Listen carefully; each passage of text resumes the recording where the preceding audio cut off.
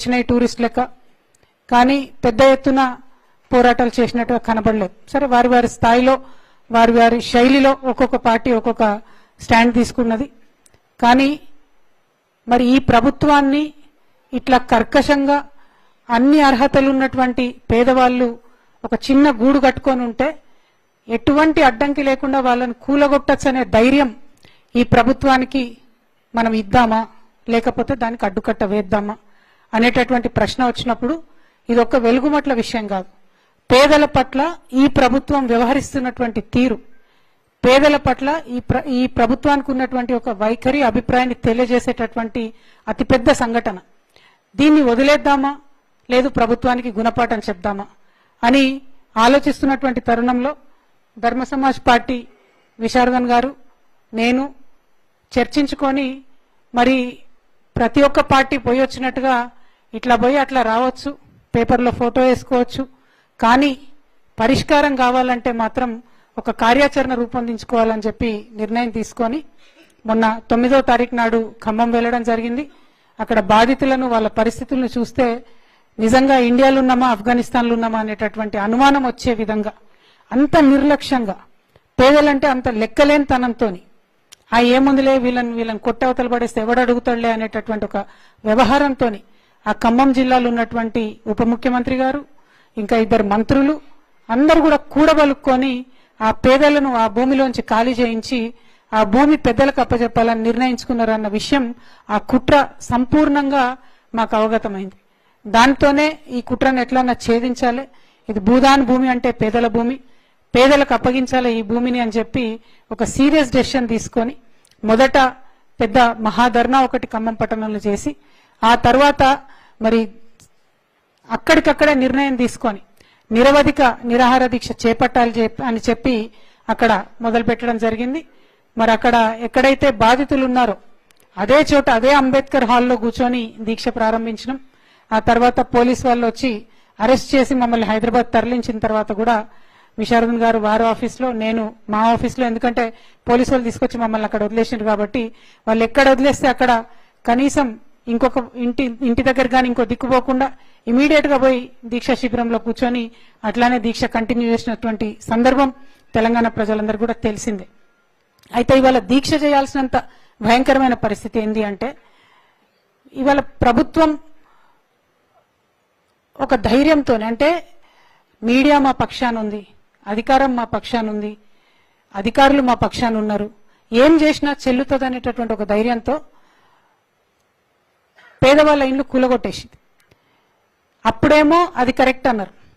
ఈరోజు మంత్రులు press meet పెట్టి కూలగొట్టిన ఆ భూమిలో 450 మంది అర్హులే, వాళ్ళకి పట్టాలు ఉన్నాయి అంటారు. అదేవిధంగా పోలీస్ కమిషనర్ ఇవాళ అఫీషియల్ గా ట్వీట్ చేసిండు, ఏమని, ల్యాండ్ ఓనర్స్ ని మేము ఎవాక్యుయేట్ చేసినామని. అంటే my straight question to Rahul Gandhiji, why did your government in Telangana evacuate landowners? How dare your government enter into a private property? How dare your government demolish those houses of the poor people? And how dare your ministers lie to the people of Telangana very blatantly for the whole world to see? And what is the meaning of you carrying a constitution, parading it around? It is not an ornament. It is to be lived by the spirit. And if the Congress party today is lacking the spirit, then I believe your government should immediately resign and ask the forgiveness of people of Telangana. What happened in Khammam is not a small issue. It is a very big issue. It is a huge issue. And if you are not going to reprimand your government very seriously on this, and if you are not going to give us confidence to the people of Telangana that the constitution that you carry has some bearing and meaning on your conscious self, then you will see many more incidents like this in Telangana. Unfortunately, you are dependent on this government, we understand that.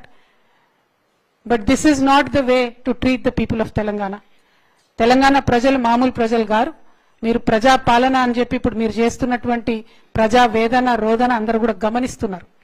ఇంత తీవ్రంగా మేము ఈ నిర్ణయం దీక్ష తీసుకోవడానికి ఏంటంటే ఖమ్మంలో ఇవాళ ప్రభుత్వాన్ని ఇడిచిపెట్టి బాజాప్తా ల్యాండ్ ఓనర్స్ కూడా మేము బీకి బయటేస్తాం, మీరేం చేసుకుంటారో చేసుకోండి అనే ధైర్యం గవర్నమెంట్కి ఇస్తే రేపు ఇదే పని నిజామాబాద్లో అవుతుంది, ఇదే పని మహబూబ్నగర్లో అవుతుంది, ఇదే పని అంతటా అవుతుంది. తెలంగాణ అంతటా కూడా పేదవాళ్లకు బతికుండే హక్కు లేదన్నట్టుగా ఈ ప్రభుత్వం వ్యవహారం ఉంది. కాబట్టే ఈ కఠినమైన నిర్ణయం తీసుకున్నాం. దాంతో ప్రభుత్వం దిగి వచ్చి ఇలా నిస్సిగ్గుగా 750 మంది ఇండ్లు కూలగొడితే అందులో కేవలం 311 మందికి మాత్రమే ఇప్పుడు అదే జాగాలో ఇండ్లు ఇస్తున్నామని చెప్పారు. నాకు తెలిసి ఏ పార్టీ పోయొచ్చిన వాళ్ళు ఎవరు కూడా ఈ డిమాండ్ చేయలే.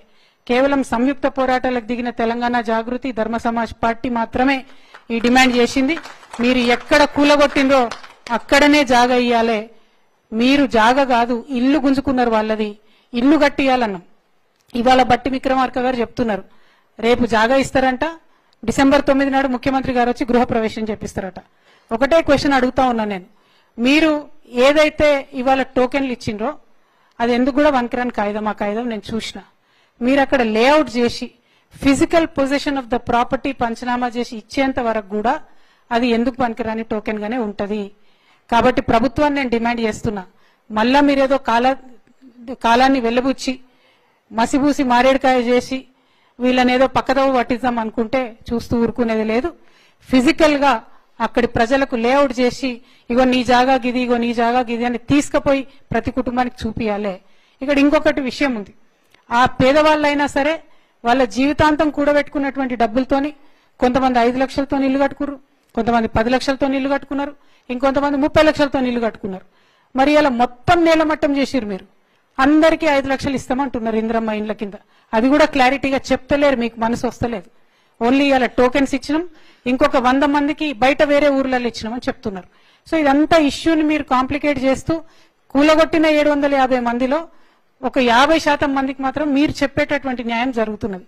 కానీ అది సంపూర్ణ న్యాయమా కాదా, అది ఆ బాధితులకు సమ్మతమా కాదా అనేటటువంటి విషయాన్ని కూడా మేము మళ్ళీ సంయుక్తంగా జస్టిస్ ఈశ్వరయ్య గారి ఆధ్వర్యంలో ఖచ్చితంగా ఒక ఫ్యాక్ట్ ఫైండింగ్ కమిటీ లాగా, ఒక నిజ నిర్ధారణ కమిటీ లాగా మళ్ళీ ఒక డేట్ మీడియా పరంగా ప్రకటించి ఖమ్మం వెళ్తాం, బాధితులతో ఇంటరాక్ట్ అవుతాం. వాళ్ళకి అక్కడ సంపూర్ణ న్యాయం జరిగిందనే విశ్వాసం ఉంటే మాత్రమే మొత్తం దీనికి ఒప్పుకుంటాం. లేదంటే మళ్ళీ ఎనీ టైం దీక్షకు దిగుతాం, అందులో తగ్గేదే లేదు. ఎందుకంటే ఈ రాష్ట్రంలో పేదలకు ఒక విశ్వాసం రావాలి. అన్ని పొలిటికల్ పార్టీస్ ఫెయిల్ అవుతున్నటువంటి సందర్భంలో కొన్ని ప్రజాస్వామ్యాన్ని కోరుకునేటటువంటి శక్తులు, ప్రగతిశీలంగా ఆలోచించేటటువంటి శక్తులు కలిసి నడవాలనే కొత్త నిర్ణయం తీసుకున్న దాంట్లో భాగంగా మరి మేము ఇవాళ చేసినటువంటి ఈ ప్రయత్నం ఫ్యూచర్ లో కూడా కొనసాగుతుంది. ఇంకా కలిసి వచ్చేటటువంటి ప్రగతిశీల శక్తులందరినీ కూడా కలుపుకొని ఈ ప్రభుత్వం మీద పేదల పక్షాన పేదల కొరకు యుద్ధం చేస్తాం. ఇక్కడ ఇంకొక మాట ప్రెస్ మిత్రులందరూ కూడా గమనించుకోవాలి. ఇవాళ ఖమ్మంలో 62 ఎకరాల భూదాన్ ల్యాండ్ విషయంలో ఈ గొడవ జరుగుతున్నది. కానీ కేవలం ఖమ్మంది కాదు, ఇది వాళ్ళు శాంపుల్ ట్రై చేసిండ్రు. ఇక్కడ కనుక రెసిస్టెన్స్ రాకపోతే, ఇక్కడ కనుక వ్యతిరేకత రాకపోతే తెలంగాణ రాష్ట్ర వ్యాప్తంగా 1,74,000 ఎకరాల భూదాన్ భూమి ఉన్నది. ఆ భూమి మొత్తం మీద కూడా ప్రభుత్వ పెద్దల యొక్క కన్నుబడ్డది. ఇక్కడ ఎట్లా అయితే పేర్లు మార్చిండ్రో వేరే అన్ని చోట్ల కూడా అదే జరిగే అవకాశం ఉంటది. కాబట్టి 1,74,000 ఎకరాలకు ఖచ్చితంగా ప్రభుత్వం తక్షణమే శ్వేతపత్రం విడుదల చేయాలి. వాటి మీద కూడా మేము ఆగకుండా పోరాటం చేస్తూనే ఉంటాం. ఎందుకంటే అది పేద ప్రజలకు చెందాల్సినటువంటి భూమి. ఇన్నేళ్లు తెలంగాణలో పంచలేదు, కానీ ఫ్యూచర్ లో ఖచ్చితంగా ఒకనాడు మేము అధికారంలోకి వస్తాం. వచ్చిన తక్షణమే భూదాన్ భూమిని కూడా పేద ప్రజలకు పంచుతామని ఈ సందర్భంగా తెలియజేస్తూ, మరి ఇట్లా 1 కాదు 2 కాదు, ఈ రోజు మనం చూపించినటువంటి చైతన్యం, వెలుగుమట్ల ఆడబిడ్డలు చూపించినటువంటి చైతన్యం ప్రభుత్వాన్ని గడగడలాడించి మరి ఇమ్మీడియట్ గా వాళ్ళకి తీసుకొచ్చి తక్షణమే జస్టిస్ ఇచ్చేటటువంటి ప్రయత్నం జరిగింది. అదే ప్రతిపక్షాలేమో మేము అధికారంలోకి వచ్చినాక 3 ఏళ్ల తర్వాత మీకు జస్టిస్ చేస్తామని చెప్పిండ్రు. కానీ we don't believe in that. అన్యాయం జరిగిందంటే ఇమీడియట్ గా ప్రతిఘటన ఉండాల్సిందే. ఆ బ్లడ్, ఆ చైతన్యం తెలంగాణలో ఉన్నది. ఆ ప్రజలు ప్రతిఘటించడానికి మేము ఒక వెన్నుదన్నుగా నిలబడతాం, వాళ్ళకు మద్దతు ఇస్తామని సందర్భంగా తెలియజేస్తూ, మరి సంపూర్ణంగా ఈ యొక్క కార్యక్రమంలో యాక్టివ్ గా పాల్గొని గత 4 రోజుల నుంచి కూడా నిరంతరం శ్రమిస్తున్నటువంటి డిఎస్పీ కార్యకర్తలకు, ఎస్సీ ఎస్టీ బీసీ జేఏసీ కార్యకర్తలకు, తెలంగాణ జాగృతి కార్యకర్తలకు హృదయపూర్వకంగా నేను ధన్యవాదాలు తెలియజేస్తా ఉన్నా, అభినందనలు తెలియజేస్తా ఉన్నా. మీరు చేసింది మామూలు ఫైట్ కాదు. మీతోని ఒక రెవల్యూషన్ వచ్చింది తెలంగాణలో. ప్రభుత్వాన్ని 100 మెట్లు దించి పేదవాడికి న్యాయం చేయొచ్చు అనేటటువంటి విశ్వాసం వచ్చింది. కాబట్టి మీ అందరికీ మనస్ఫూర్తిగా ధన్యవాదాలు తెలియజేస్తూ, ఇది ఆగలేదు పోరాటం, విరామం మాత్రమే. Fact finding